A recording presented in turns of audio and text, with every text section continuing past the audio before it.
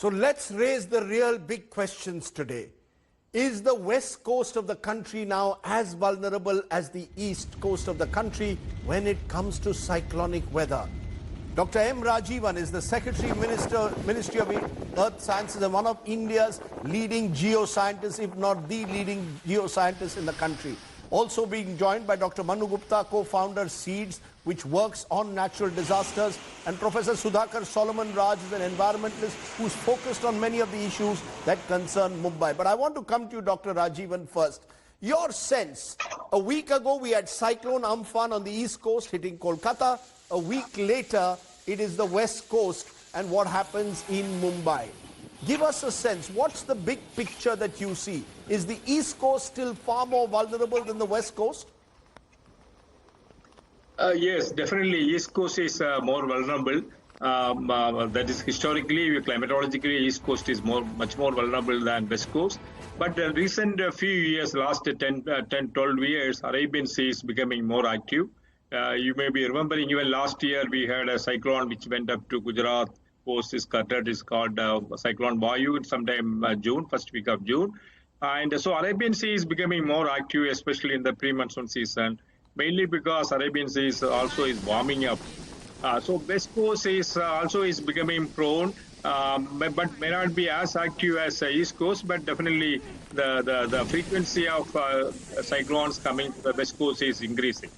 That's a very, very significant thing you're saying, that the West Coast and Arabian Sea is now becoming more and more prone to cyclonic weather, because traditionally, Dr. Rajivan, we've seen the Bay of Bengal have it, and Mumbai hasn't really experienced a really big cyclone since 1891. There have been smaller ones. Are you telling me that in the years ahead, because of global warming, you see the West Coast of India becoming even more vulnerable? Yeah.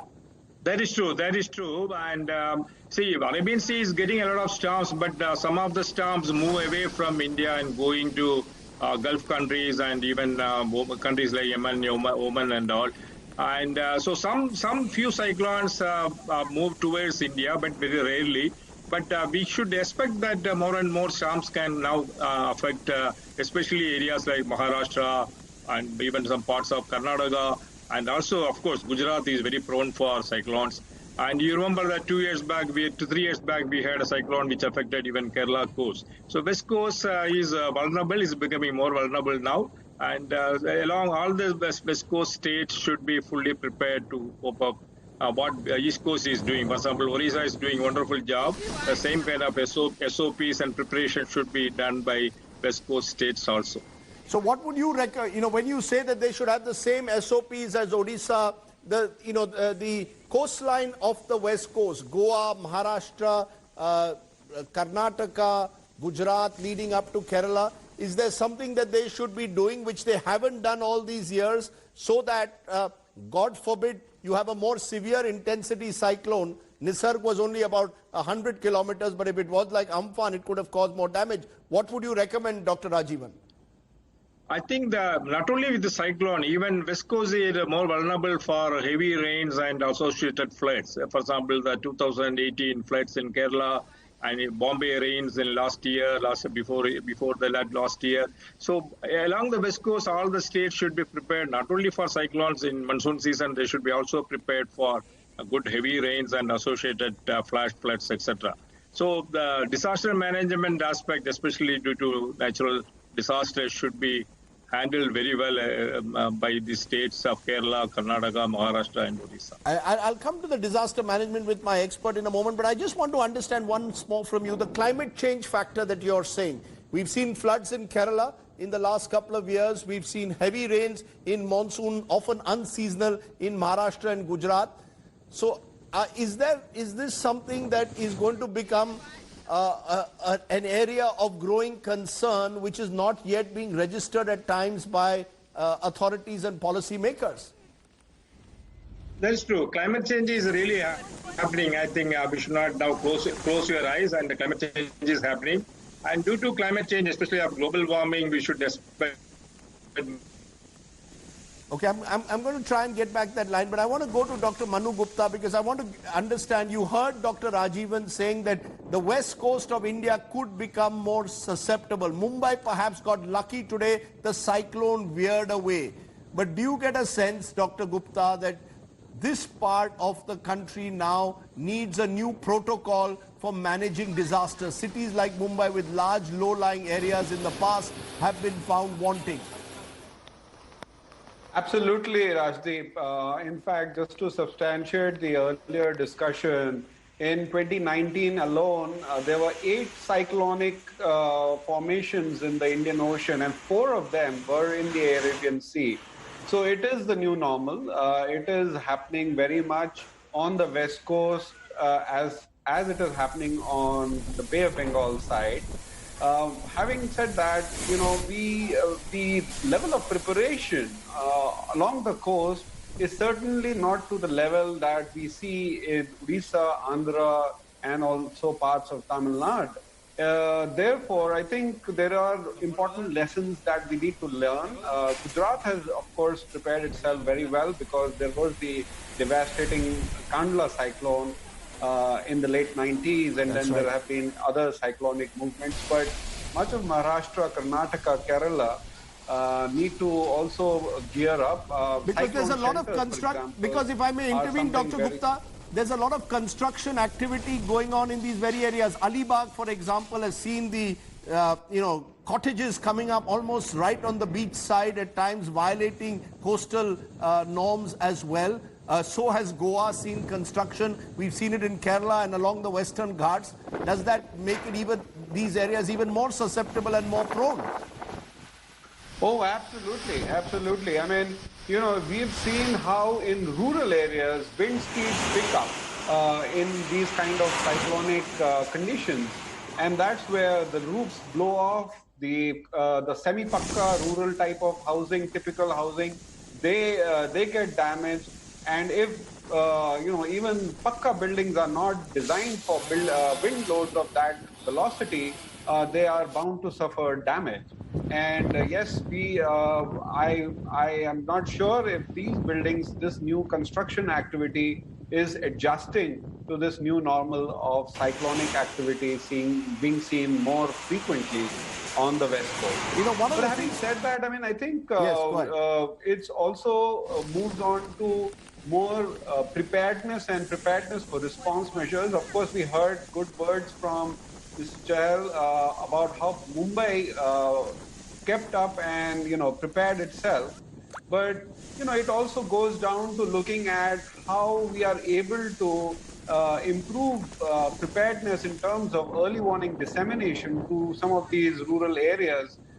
In urban areas, we have access to telephones and other means and gadgets, but rural areas don't have that access to the same level. Right. And therefore, protocols need to be there in place for better preparedness, better evacuation.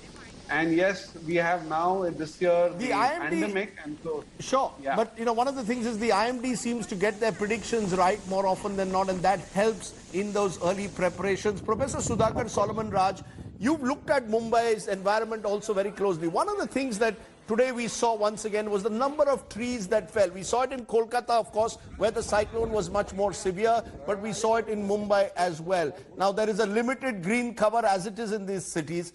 We've seen it in the past also. Is that something that should really worry Mumbaikars and indeed all of us, that our environment is so fragile, more and more trees are being lost in such cyclonic incidents? Yeah, definitely. But more than cyclones, every monsoon, a lot of trees fall. It's also because of the kind of concretization. The trees don't have enough space for the roots to grow or buttresses to develop. I think that's a concern. It's not just about cyclones. Every monsoon, the number of tree fall in Mumbai is quite high compared to many other cities. I'm going to play some of those visuals of the terrible tree falls that have taken place in Mumbai. But it's obviously not, Professor Solomon, just about trees. It's also about the Mithi River, which gets clogged. That was one of the reasons, of course, that we had a terrible cloudburst and the impact that had on the city in 2005. Do you believe Mumbai, in that sense, needs to get its act together when it comes to becoming much more eco-sensitive? No, definitely. But I think the biggest problem is the cyclone is a part of what we call this climate change. And we don't have enough conversations or even pressure on policy to take steps to correct this. And when we talk about tree fall, not just Mumbai, if you, I heard from Mandangarh in Ratnagiri, a huge number of mango trees and coconut trees have fallen. That is directly affecting livelihoods. And in the Gaja cyclone, about 40 lakh coconut trees were destroyed. Some of these, more than cities, the kind of impact it has on livelihoods and poor people is tremendous. So I think the larger conversation has to be, as a country, as a society, are we really concerned about climate change? Do we know that the Indian Ocean is warming up and therefore the kind of frequencies increase? These conversations and pressures on policy will have to increase. Those are valuable points, and I think we need to stress a number, more than hundreds of mango trees have been felled, we are told, across the Konkan today. Dr. Rajivan, are we having enough of those conversations, you believe, on climate change at the moment in the country? Your Secretary, Ministry of Earth Sciences, are we having enough of those conversations, particularly in the eco-sensitive parts of the country? World Environment Day in 2 days, but are these conversations being held, sir? Conversations are being done, but may not be as effective as we are supposed to do it. And probably we need to really enhance this kind of conversation, and we have to bring more stakeholders, and we need to really expand our sir, the Western Ghats are being ravaged. The Western Ghats are being ravaged, and there is very little attempt being made to stop the complete demolition of the Western Ghats, of one of the most fragile regions in the country. Construction continues there, sir. Yes, that is true.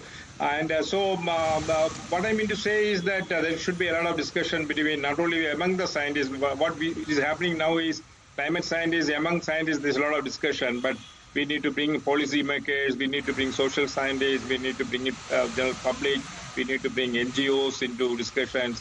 And first of all, we should tell what is really happening and what are the actions to be taken by them. And I think probably a little more serious discussions need to be done. So, in conclusion, Dr. Manu Gupta, did Mumbai luck out today?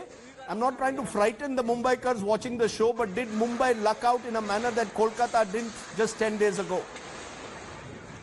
Oh, I certainly do think that they were very fortunate that, the wind speed didn't pick up and the landfall didn't take place the way it was expected to be. And so, yes, they were lucky and power got restored. I believe in Calcutta, it took almost a week for power to be restored. And especially that also meant that there was no water supply. But I just wanted to highlight this point that you picked up, Rajdeep, on the conversation. And I feel really not so optimistic about this, in the sense that I think the disasters are far outpacing those conversations. And that is where we need to really gear up. That's where I think we as ordinary citizens need to bring this into our daily conversations as to how resilient we are, and not really wait and then, be in that kind of a soup where these kind of sudden onset events take us completely unprepared.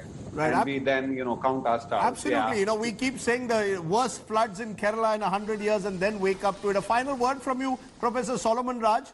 Do you believe that Mumbaikars are really concerned? Are they really concerned about what impact climate change is having on a city like Mumbai? Is this really something that is even a conversation in a city like Mumbai? Does it need a cyclone for Mumbaikars to wake up? Institutions, a lot of our conversations are based on information which is about a decade old.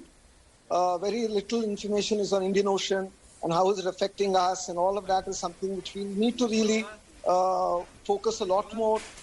Civil society groups, all of that we have to take care of. And also talk about Mumbai. Mumbai has been always a very pampered city.